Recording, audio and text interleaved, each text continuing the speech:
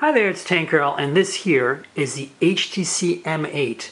It's the HTC One for 2014. It's been significantly updated in some ways, and in other ways it really hasn't changed that much. So let's walk through this device. So just to be clear, this is an unlocked international version. It does not have LTE bands for the US. I'm actually using it on AT&T right now, which is HSPA Plus only here. What you're looking at here doesn't look that different from last year, but there are quite a few little subtle differences. The first big difference is the display. It's a 5-inch 1080p by 1920 display. Still IPS, still called Super LCD 3. Last year's was the same resolution but at 4.7 inches. So they've stretched the screens kind of off to the edges. There's a bit less bezel, but there's one space where there is more bezel, and it's kind of annoying. And it's, you see here this little line here where the HTC logo is. There used to be buttons on either side of that, and it's now actually gone. The buttons are part of the screen, just like on a Nexus, you can see here. So there's this kind of wasted space here where the HTC logo is, and that's kind of a bit of a bummer. You still see the boom sound stereo speakers. They've been improved. The sound quality is better. There's a larger cavity in there for the sound to be a little bit more full, and it really pays off. So let's just flip it over really quickly, and I'll show you the rear so you can have a look. Again, this very much echoes last year's design. You can see how it's a seamlessly integrated zero gap construction with plastic bands, and then of course this machined aluminum everywhere. So that hasn't changed, but now the aluminum wraps right around the edges. And as you can see, there's 2 cameras in the back, and I'll talk about this a little more. There's still the main 4 megapixel ultra pixel camera and an additional 2 megapixel depth sensor in the back.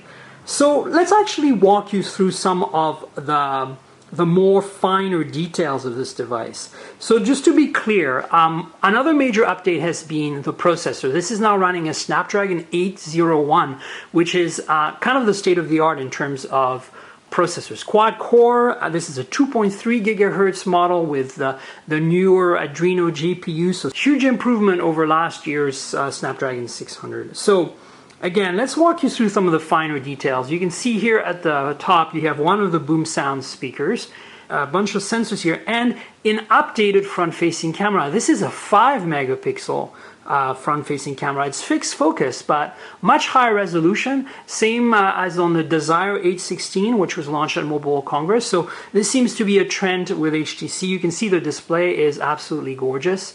On the bottom here, the second boom sound speaker, and this is that strip of unused bezel. This makes the phone taller by pretty much that height right here, and I'll show you this when comparing it to last year's HTC One, so you can have a look.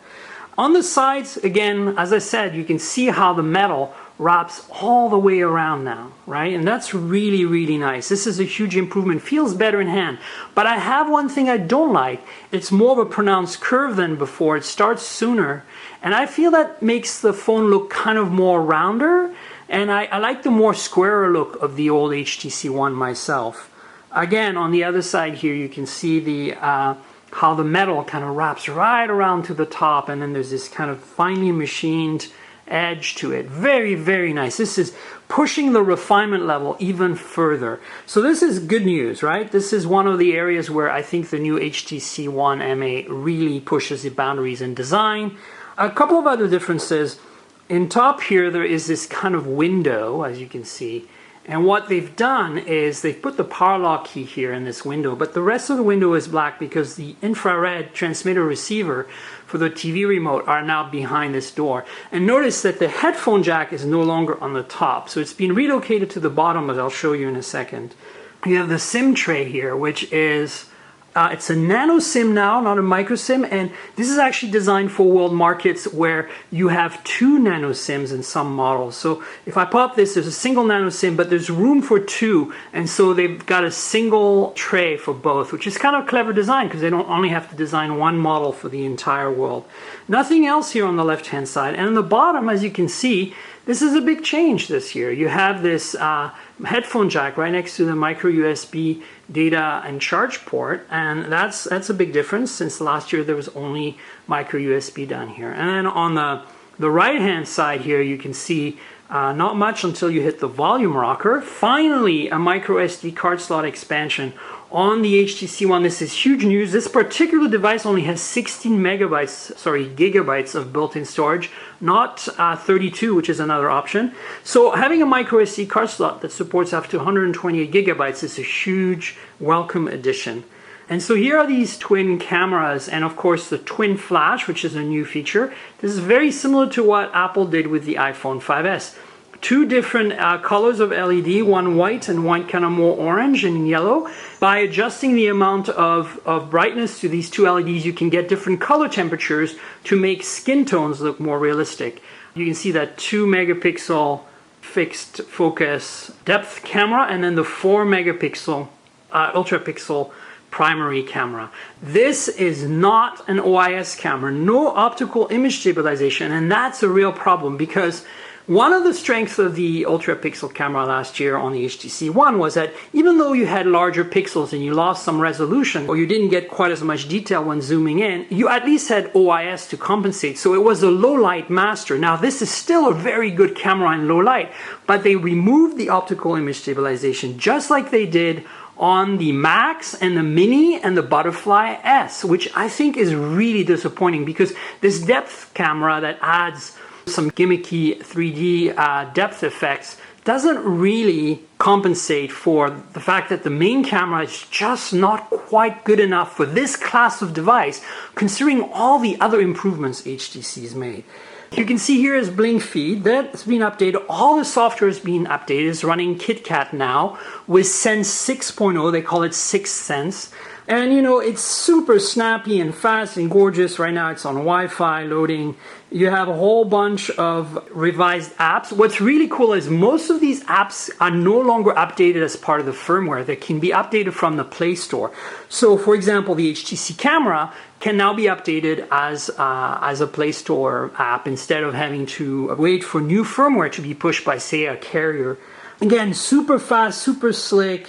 There's a whole bunch of software features that have been added. There's like a fantastic low battery mode that turns the phone into a dumb phone basically and can run for hours and hours on a trickle of battery in case you run out and you still want to text and make phone calls really briefly. There is a bunch of new apps, but most of it has been improvements to the UI in general. Every pixel has been updated according to HTC. And the Blink Feed and the camera and the Zoe and all that stuff is being significantly revamped. So I'll get into the camera in a second. But before I go there, let me do some comparisons with existing devices. Another thing I want to mention really quickly, and you can see here the percentage battery indicator. One of the things that's really been beefed up and updated and significantly much improved over the last year's HTC One is battery life. This has a 2600 milliamp battery versus 2300. Doesn't sound like a big difference, but that combined with Snapdragon 800, some incredibly well done optimizations on everything, makes this phone a real marathon runner. I easily get a day and a half, sometimes even 2 days out of this phone. Whereas with the HTC One, I always felt like I was struggling. It was I could do a day, but sometimes it was even less than that. So this is a big improvement as well. Comparisons with other devices. I have here a Nexus 5.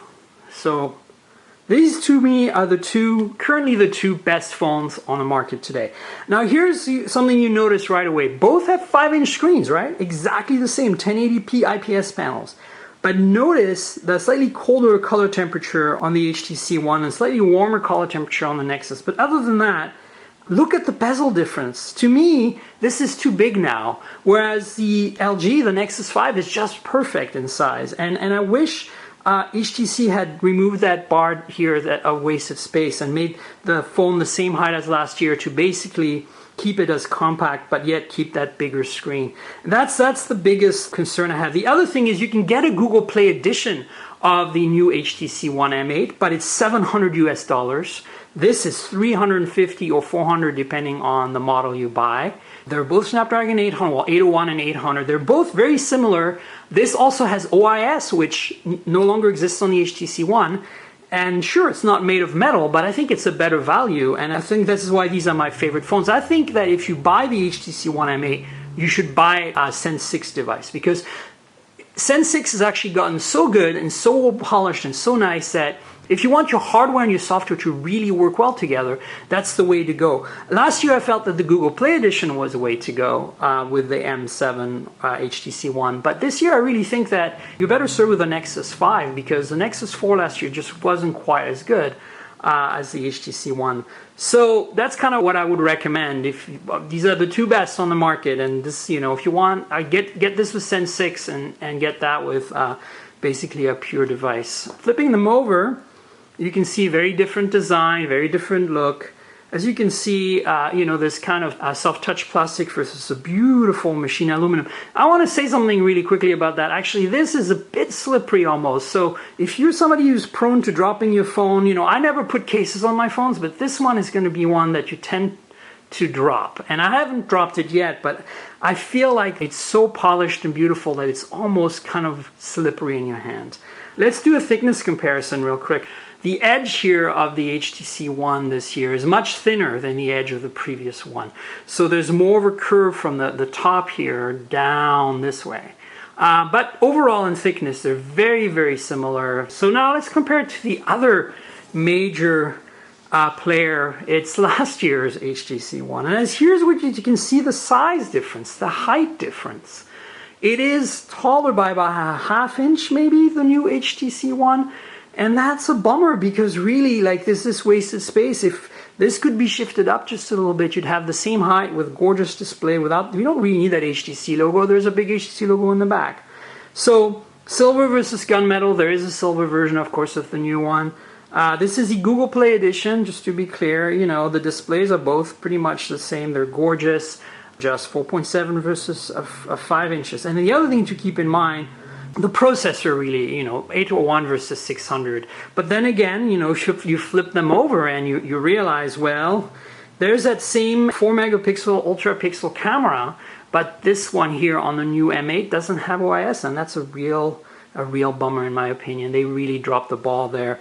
There's something that could have been done here, and I'm not quite sure what the solution is, but I think more resolution for a better zoom experience and the OIS would have been a better deal than that secondary camera. So let's compare the thickness now. You can see here how the last year's model is a little thicker at the edges, but overall thickness hasn't changed too much. So anyway, that's the comparison between last year's model and this year's model. And so while we have these devices out, let me show you some things about the camera, because the camera app is really tremendously better, but at the same time the camera hardware just misses the mark, as I said a little bit. So you start the camera like this.